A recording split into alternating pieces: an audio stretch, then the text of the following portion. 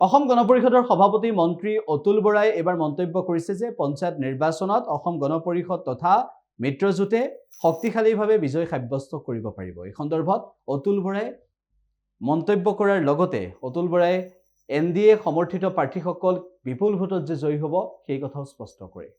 পৰিৱেশটো আপোনালোকে নিজেও দেখা পাইছে, কাৰণ আপোনালোক সংবাদ মাধ্যমৰ লগত জড়িত ব্যক্তি হিচাপে ৰাজ্যখনৰ কোন প্ৰান্তত কি ঘটি আছে সেইখিনি কথা আপোনালোকে আনতকৈ আগতেই গম পায়। তো আমি নিজেও ইনভলভ হৈ, যিহেতু অসম গণ পৰিষদ দল NDAৰ অংশীদাৰ আৰু NDA হিচাপে আমি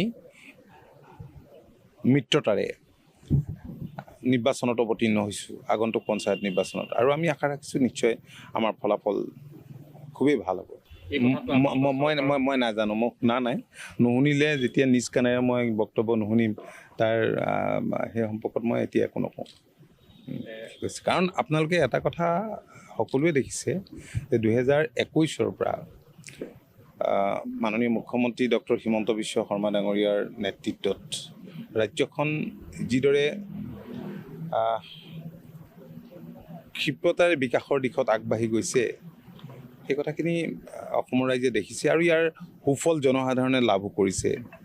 আৰু এই নিৰ্বাচনটো হৈছে পঞ্চায়ত নিৰ্বাচন, এখন সৰু চৰকাৰ, গ্ৰামাঞ্চলৰ জনসাধাৰণে কাষতে পায়, ঠাউকতে পোৱা চৰকাৰ, ওচৰৰ পৰা পোৱা চৰকাৰ।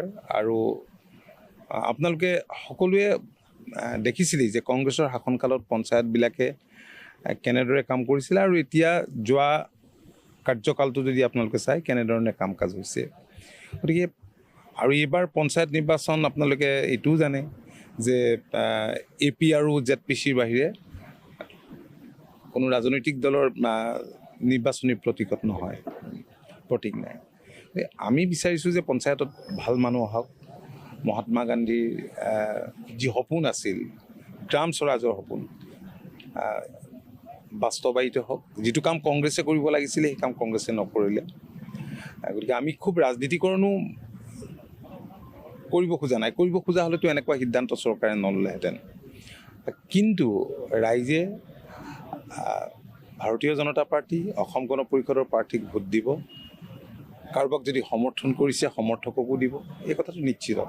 কাৰণ মই উল্লেখ কৰি গৈছোঁ, আৰু গ্ৰামাঞ্চলৰ জনসাধাৰণ আপুনি যদি চাই যে বিভিন্ন ধৰণে উপকৃত হৈছে, কিবা নহয় কিবা আঁচনিৰ জৰিয়তে তেওঁলোক উপকৃত হৈছে।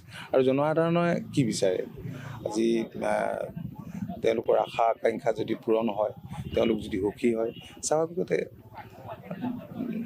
শাসকীয় দলৰ ফালেই তেওঁলোকে ৰায়দান কৰিব।